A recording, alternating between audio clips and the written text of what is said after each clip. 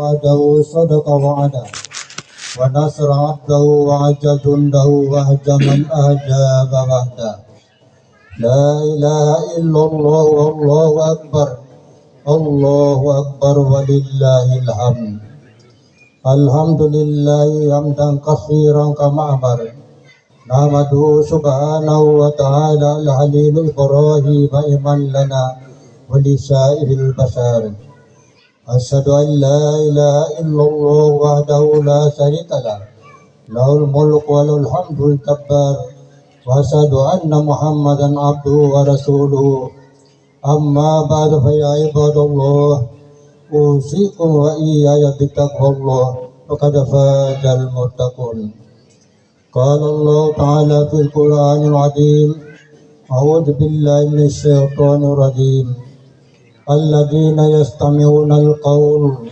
ويتبعون أحسنه أولئك الذين هداهم الله وأولئك هم أولو الألباب صدق الله العظيم.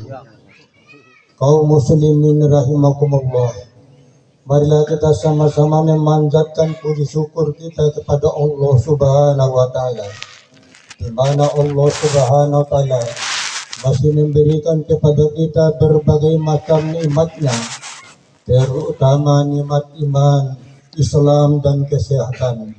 Mudah-mudahan nikmat Allah yang kita terima ini kita manfaatkan dengan sebaik-baiknya untuk kita mengabdikan diri kita kepada Allah Subhanahu wa taala. Kemudian selawat dan salam atas junjungan kita Nabi sallallahu alaihi wasallam yang telah menyampaikan amanah Allah Subhanahu wa taala yang berupa agama Islam ini. Mudah-mudahan kita semuanya menjadi hamba Allah, menjadi umat Nabi sallallahu alaihi wasallam yang insya Allah semuanya akan mendapatkan syafaatnya Nabi sallallahu alaihi wasallam. Kaum muslimin rahimakumullah, izinkanlah kami pada hari ini, mudah-mudahan kita semuanya akan dapat menikmati khutbah yang kami sampaikan ini, di mana yang kami sampaikan ini ada 3 pesan penting daripada ulama-ulama kita. Pesan daripada ulama kita mengharapkan kepada kita semuanya, harap kamu perhatikan. Pertama, tanggal 10 Muharram. Yang kedua, 10 hari akhir Ramadan. Yang ketiga, 10 hari awal Zulhijjah. Kaum muslimin rahimakumullah, jadi kita semuanya akan merenungkan kira-kira peristiwa apa yang terisi daripada amanat ulama-ulama kita ini. Pertama, tanggal 10 Muharram terjadi peristiwa besar, yaitu Allah Subhanahu wa taala menciptakan bumi dan langit ini.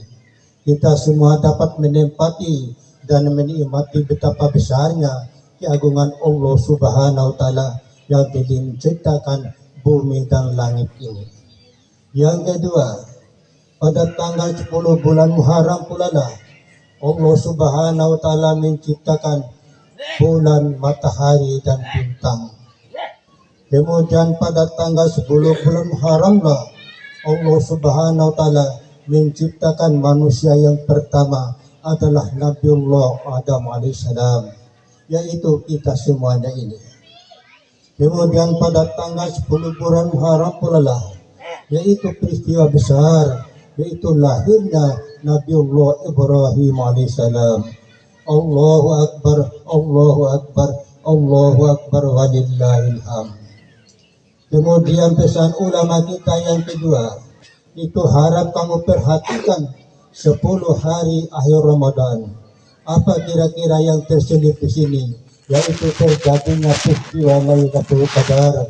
Kita semuanya telah mengetahuinya. Kemudian peristiwa yang pertama lagi, yang ketiga lagi, yaitu peristiwa yang ketiga adalah harap kamu perhatikan 10 hari awal Zulhijjah yang kesemuanya kita akan bicara pada pagi hari ini.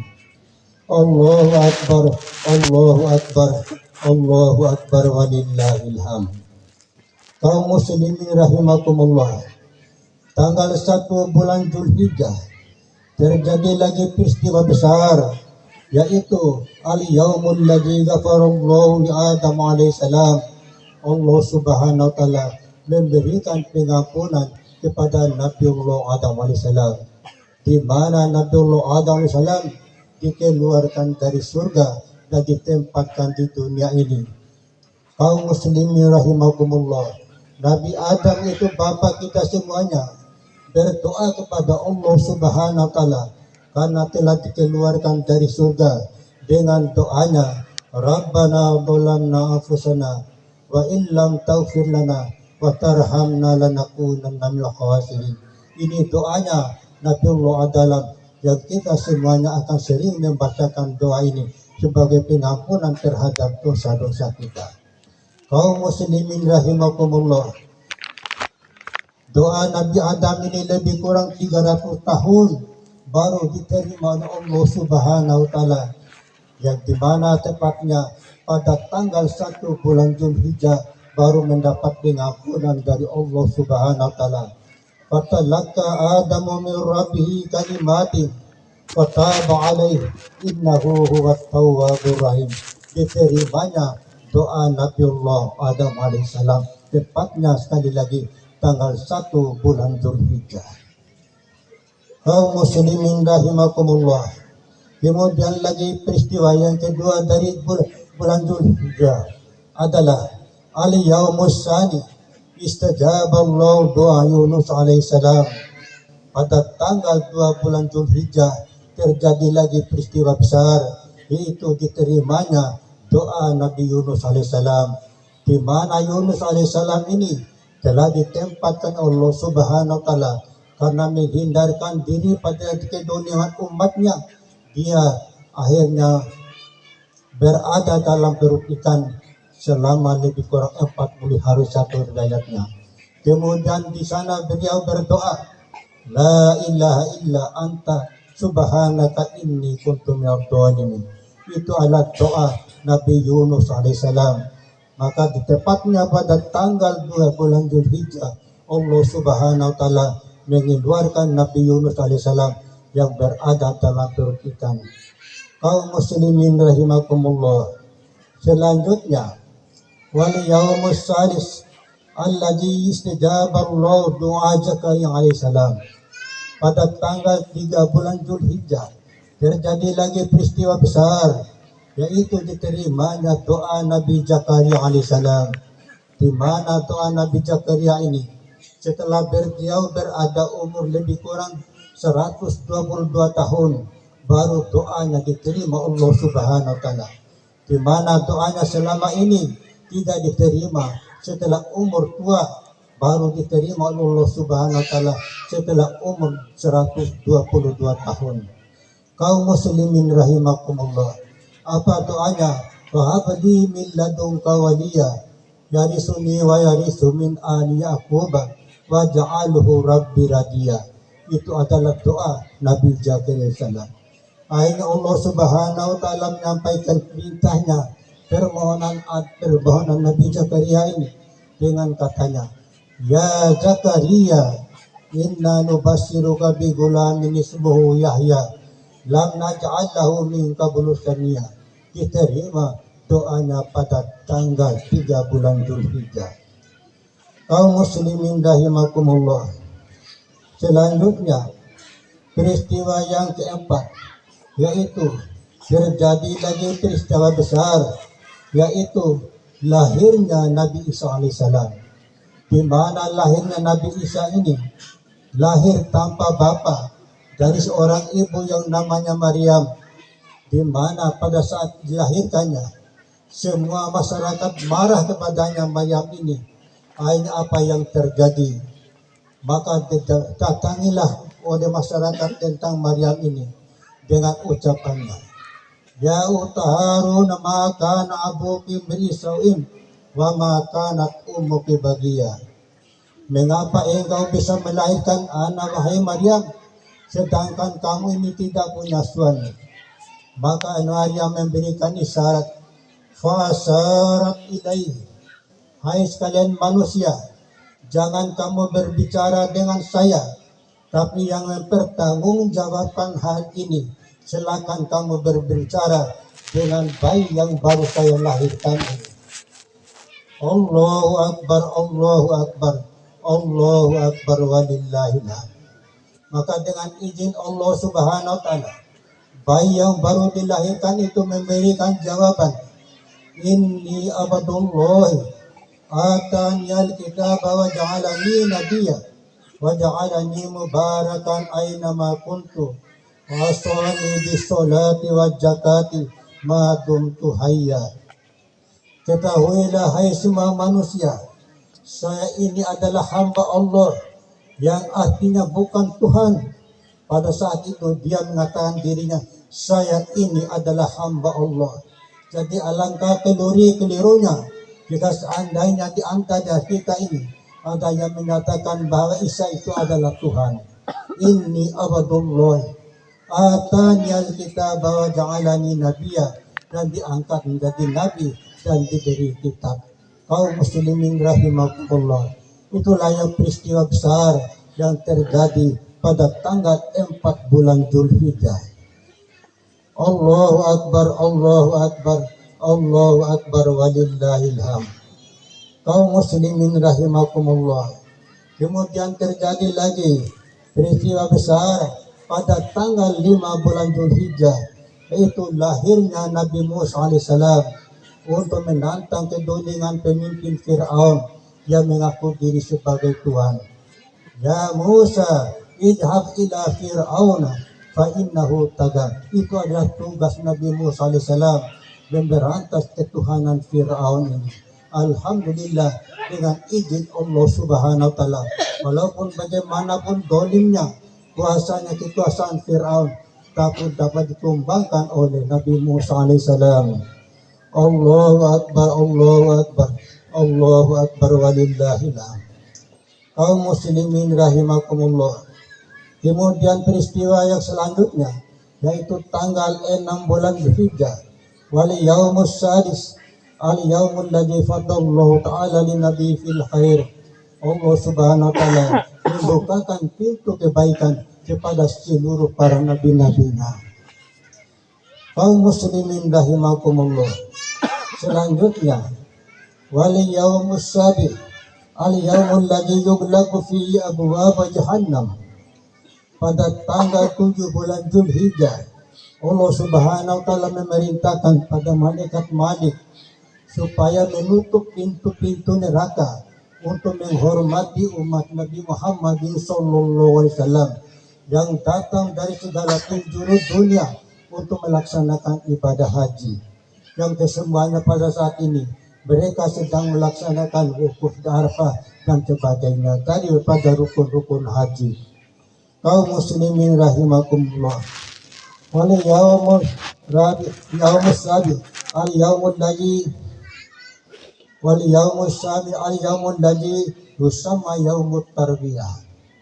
Pada tanggal 7-8 bulan Dzulhijjah terjadi lagi peristiwa besar, yaitu terjadi turunnya perintah Allah Subhanahu wa Ta'ala kepada Nabi Allah Ibrahim alaihissalam supaya Ismail itu segera dilaksanakan penyembelihan atas dirinya. Allahu Akbar, Allahu Akbar, Allahu Akbar walillahil hamd. Kaum muslimin rahimakumullah, pada mimpi pertama dia itu masih ragu-ragu.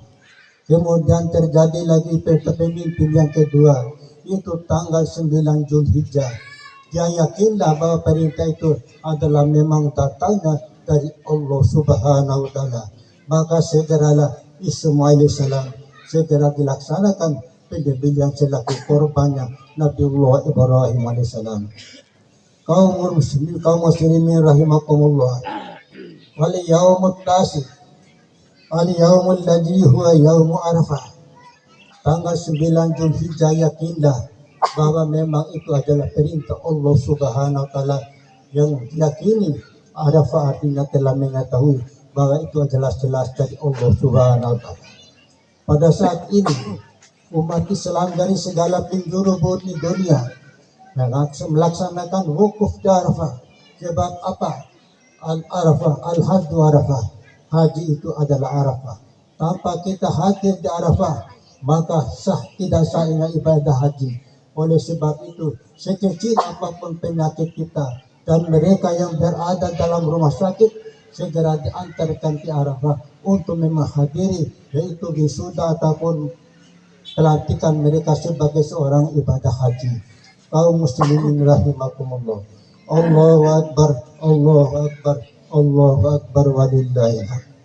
Kemudian peristiwa yang kedua yang terjadi pada tanggal 9 Zulhijjah adalah peristiwa besar. Itu turunnya Al-Quranul Karim ayat yang terakhir. Al-yawma akmaltu lakum dinakum wa atmamtu alaikum ni'mati wa raditu lakumul Islam madinah. Itulah ayat yang terakhir turunnya di Arafah pada saat tanggal 9 Zulhijjah selaku perpisahan Nabi Sallallahu Alaihi Wasallam dalam melaksanakan haji wada.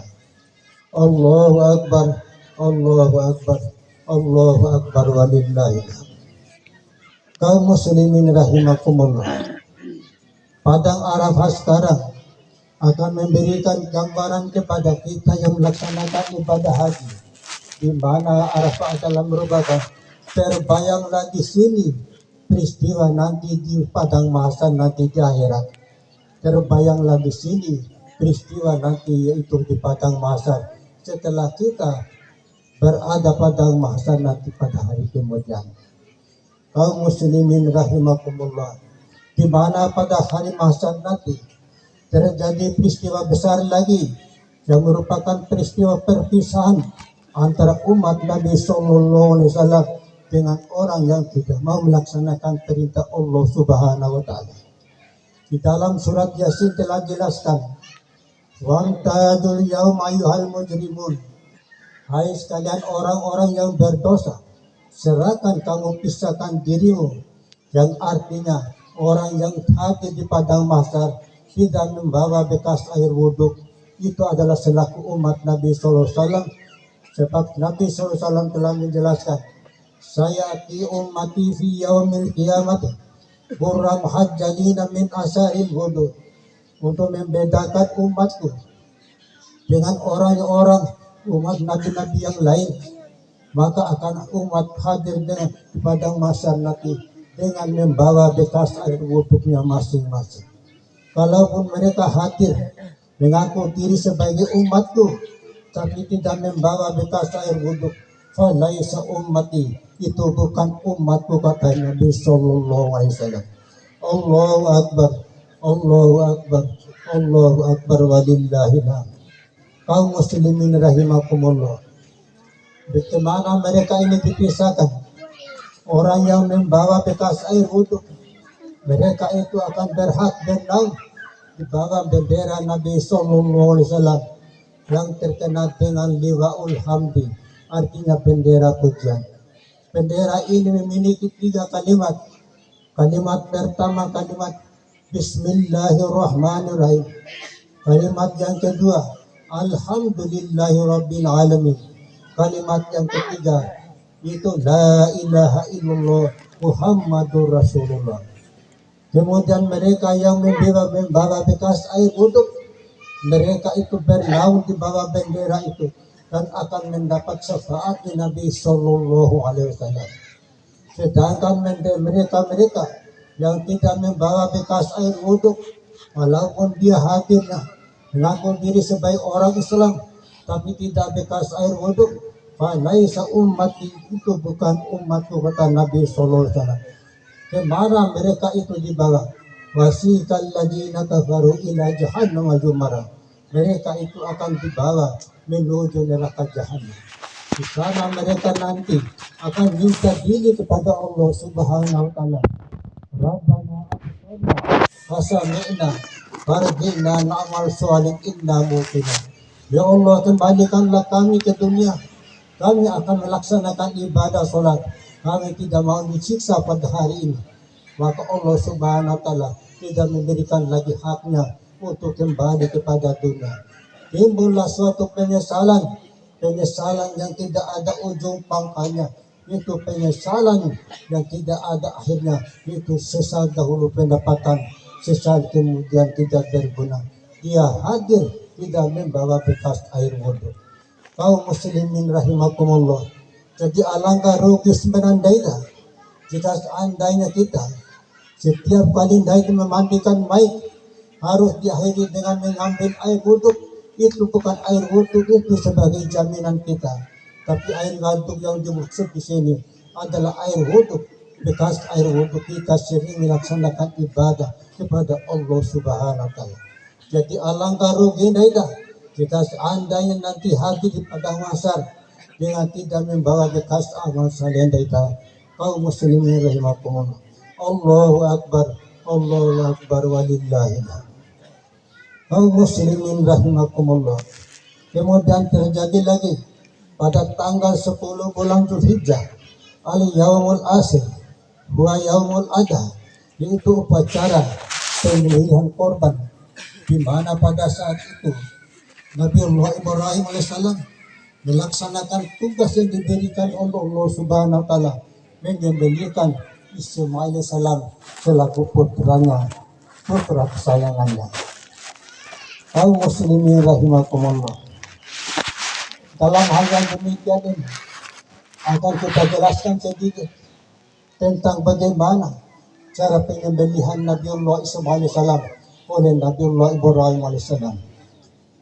Pertama, setelah mereka berdua berada di Jabal Kurban di Mina, Nabi Ibrahim menyampaikan isi hatinya, "Ya bunayya, inni ara fil manam ajbahuka, fandur ma jatan."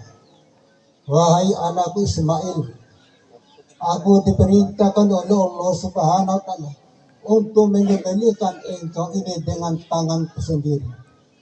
Maka bagaimana menurut pendapatmu tentang hal ini, wahai putraku? Maka yusabbihu lahu ma fis samawati wal ardh, seluruh penghuni langit dan bumi bertasbih kepada Allah Subhanahu wa taala. Kira-kira bagaimana jawaban Ismail ini? Sebab akhirnya dirahas sembelihnya. Maka dengan izin Allah Subhanahu wa taala, Ismail memberikan jawaban, "Ya abatif al ma tu'maru satajiduni insyaallahu minas sabirin."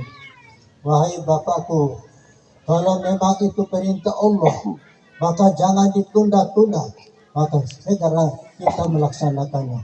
Insya Allah saya akan menjalani dengan penuh kesabaran. Kaum muslimin rahimakumullah.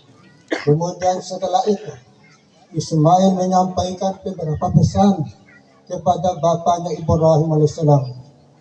Pertama, wahai bapakku, sebelum pelaksanaan penyembelihan ini, aku sampaikan pesan sebagai berikut. Pertama, tajamkanlah pisaumu. Walaupun nanti satu kali tarik saja, aku tidak merasakan betapa sakitnya. Bayangkan sembelihmu. Pisau mesti tengah hawa menandakan. Yang kedua, tidak usah lagi Bapak mengikat tanganku ini. Sebab apa? Kalau aku diikat tanganku, aku malu kepada Allah Subhanahu wa taala. Seolah-olah aku ini menjalankan tugas ini tidak ikhlas, tidak takut kepada Allah Subhanahu wa taala. Oleh sebab itu, saya merasa malu kepada Allah Subhanahu wa taala dan seluruh para malaikatnya. Yang ketiga, jumbai tadi wahai Nabiullah Ibrahim, golongkan, jangan sampai jubahmu hina safinta berah, nanti akan mengurangi pahala semana pahala dari dua. Oleh sebab itu harus daita mesti inci bau jumlah daita, jangan sampai dikenai oleh darah. Yang selanjutnya, pakaian saya ini nanti saya minta kepada Nabiullah Ibrahim supaya bawa pulang selaku kenang-kenangan di rumah kita melalui indak wa umah.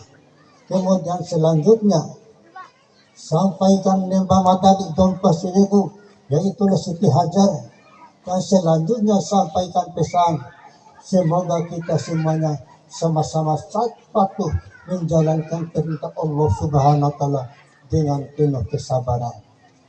Kaum muslimin rahimakumullah. Selanjutnya saya menyampaikan pesan kepada Nabiullah Ibrahim.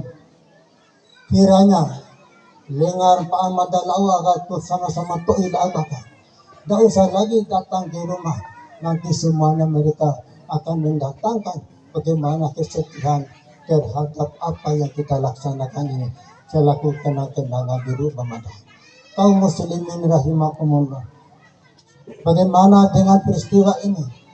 Kalau kita bandingkan dengan anak-anak kita sekarang ini, ain penuntur rahayu ko dari sembelia, kone po rahayu kau kini sembia, mereka itu akan menantang orang tuanya. Bagaimana kira-kira? Jadi oleh sebab itu kaum muslimin rahimakumullah, Nabi Ibrahim adalah merupakan keteladanan seorang bapak. Siti Hajar merupakan keteladanan bagi seorang ibu.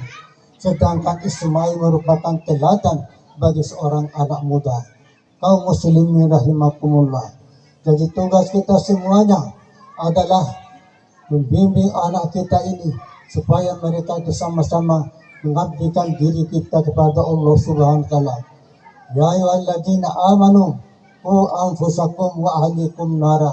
Wahai orang beriman, jagalah dirimu, keluargamu dari siksaan api neraka. Salah satu jalan untuk